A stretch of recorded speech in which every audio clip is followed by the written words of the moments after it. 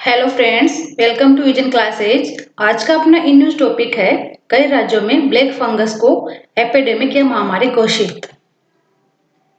सबसे पहले उन बिंदुओं पे नजर डाल लेते हैं जिन पे हम चर्चा करने वाले हैं। सबसे पहले है खबर पर नजर, उसके बाद है ब्लैक फंगस क्या है, एपिडेमिक घोषित करने की आवश्यकता क्यों हुई, एपिडेमिक, एंडेमिक व पेंडेमिक में अंतर क्या है, महामारी रोग अधिनियम 1897 क्या है, सफेद फंगस क्या है और सबसे अंत में देखेंगे इससे निष्कर्ष क्या निकलता है। सबसे पहले खबर पर नजर डाल लेते हैं। दूसरी कोविड लहर को नियंत्रित करने से पहले ही देश के चिकित्सा पेशेवरों के सामने ब्लैक फंगस के रूप में एक और चुनौती दृढ़ता के साथ अपने पैर पसार रही है। यह रोग ज्यादातर कोविड-19 से पीड़ित या ठीक हो चुके मरीजों में देखा जा रहा है। इसी को देखते हुए गुरुवार को केंद्र द्वारा राज्यों और केंद्र शासित प्रदेशों से महामारी रोग अधिनियम 1897 के तहत ब्लैक फंगस को एक उल्लेखनीय बीमारी मानते हुए महामारी घोषित करने का आग्रह किया गया था। साथ ही राज्य और केंद्र शासित प्रदेश सरकारी और निजी अस्पतालों के लिए सभी संदिग्ध और पुष्ट मामलों की रिपोर्ट करना अनिवार्य करें। इसके बाद तमिलनाडु, ओडिशा, गुजरात और केंद्र शासित प्रदेश चंडीगढ़ ने उसी दिन इस बीमारी को महामारी घोषित कर दिया। गौरतलब है कि तेलंगाना और राजस्थान ने कुछ दिन पहले ही ये कदम उठाया था। अभी ब्लैक फंगस के बारे में जान लेते हैं। इस फंगस का नाम म्यूकरमाइकोसिस है। यह एक गंभीर लेकिन दुर्लभ फंगल संक्रमण है जो म्यूकरमाइसीटिस नामक फफूंद के कारण होता है। हाल ही में भारत में तेजी के साथ बढ़ती इसके मरीजों की संख्या चिंता का विषय बनती जा रही है। यह फेफड़ों और मस्तिष्क को प्रभावित कर सकता है और इसमें मृत्यु दर उच्च होती है। यह संक्रमण उन लोगों में देखा जा रहा है जो या तो कोविड-19 से पीड़ित है या उससे उबर चुके हैं। अभी जान लेते हैं एपिडेमिक घोषित करने की आवश्यकता क्यों हुई। कर्नाटक, उत्तराखंड, तेलंगाना, मध्य प्रदेश, आंध्र प्रदेश, हरियाणा, बिहार और कई अन्य राज्यों से ब्लैक फंगस के मामले सामने आए हैं। महाराष्ट्र में इसके 1500 से अधिक मामले और जबकि 90 मौतें हो चुकी है। इसके अलावा कल तक हरियाणा में इसके 226 और तेलंगाना में 80 मामले सामने आए थे, जबकि गुजरात और मध्य प्रदेश में भी उच्च संख्या में इसके मामले देखे जा रहे हैं।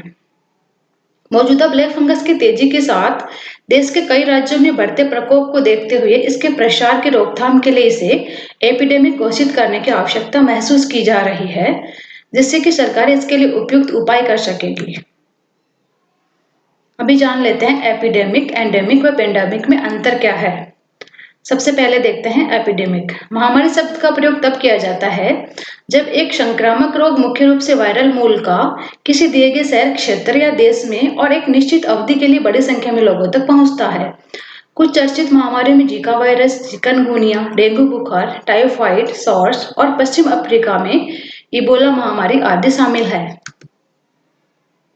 अभी जान लेते हैं एंडेमिक में बारे में। यह स्थानीय रोग किसी क्षेत्र में फैला एक संक्रामक रोग है और आबादी के एक बड़े हिस्से को प्रभावित करता है। यह स्थिर अवस्था में रहता है लेकिन आबादी से गायब नहीं होता है। चिकन पॉक्स को एक स्थानीय रोग के तौर पर वर्गीकृत किया गया है।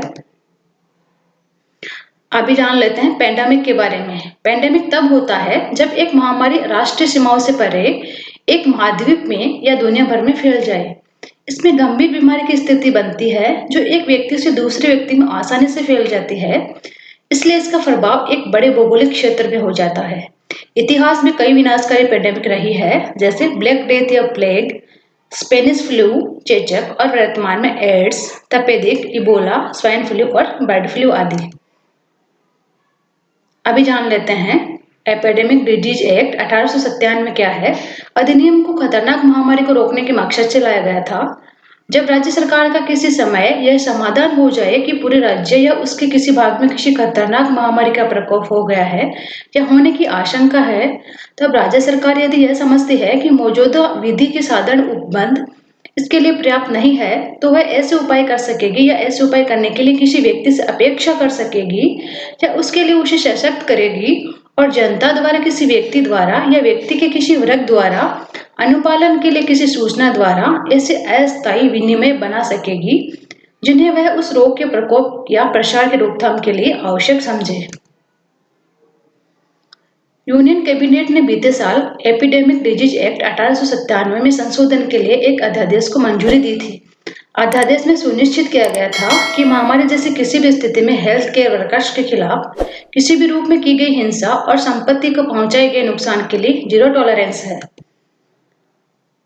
नए संशोधनों में यह प्रावधान किया गया है कि यदि कोई व्यक्ति स्वास्थ्य कार्यकर्ताओं के खिलाफ किसी भी तरह की हिंसा करता है तो उसको 7 साल की कैद के लिए भारी जुर्माना भी भरना पड़ेगा। अपराध को गैर जमानती अपराध भी बनाया गया है। स्वास्थ्य कार्यकर्ताओं के खिलाफ किसी भी तरह की हिंसा के अपराधों को भी संज्ञेय और गैर जमानती बनाया गया है। ऐसे मामलों में जांच 30 दिनों के भीतर की जाएगी। दोषी पाए जाने वालों को 3 महीनों से लेकर 5 साल तक की जेल की सजा सुनाई जाएगी और 50,000 से 2 लाख रुपए तक का जुर्माना भी लगेगा। अभी जान लेते हैं व्हाइट फंगस क्या है। राज्य ने ब्लैक फंगस को महामारी घोषित किया। सफेद फंगस नामक संक्रमण भी कुछ लोगों को प्रभावित करता पाया गया है। बिहार के पटना में सफेद फंगस के ये नए मामले सामने मिले हैं और यह संक्रमण ब्लैक फंगस से भी ज्यादा खतरनाक है। यह संक्रमण कम रोग प्रतिरोधक क्षमता के कारण हो सकता है। व्हाइट फंगस के मरीजों में कोविड जैसे लक्षण दिखाई देते हैं लेकिन टेस्ट नेगेटिव आता है। इसकी पहचान सीटी स्कैन या एक्सरे के जरिए की जा सकती है। व्हाइट फंगस न केवल फेफड़ों को बल्कि शरीर के अन्य हिस्सों को भी प्रभावित कर सकता है, जिसमें नाखून, त्वचा, पेट, गुर्दे, मस्तिष्क, जननांग और मुंह शामिल है।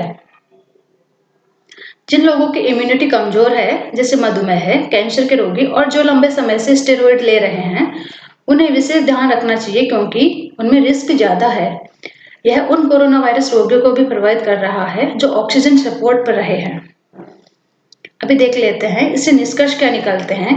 इस संक्रमण के उपचार के लिए जरूरत है एक ऐसी संस्था की जिसमें अन्यों के साथ नेत्र सर्जन, ईएनटी विशेषज्ञ, सामान्य सर्जन, न्यूरोसर्जन और डेंटल मैक्सिफेशियल सर्जन शामिल हो और एंटीफंगल दवा के रूप में एम्फोटेरिसिन बी इंजेक्शन हो।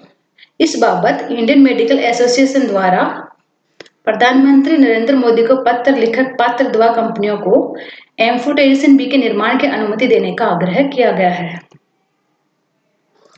इस मामले में केंद्र द्वारा दवाओं की कमी को जल्द पूरा करने की बात करते हुए कहा गया है कि कई नई दवा कंपनियों को दवा बनाने की मंजूरी मिल गई है। इसके अतिरिक्त मौजूदा फार्मा कंपनियों द्वारा पहले ही दवा का उत्पादन बढ़ाना शुरू कर दिया गया है। इस रोग से बचाव के रूप में अस्पतालों में ऑक्सीजन थेरेपी के दौरान ह्यूमिडिफायर के लिए स्वच्छ और स्टेरॉल पानी का उपयोग किया जाए। साथ ही जहां तक हो सके डॉक्टर्स रोगियों को एंटीबायोटिक्स, एंटीफंगल और स्टेरॉइड के इस्तेमाल से बचाव पर ध्यान दें। आज का टॉपिक यहीं तक था। नेक्स्ट वीडियो में मिलते हैं नए टॉपिक के साथ। धन्यवाद।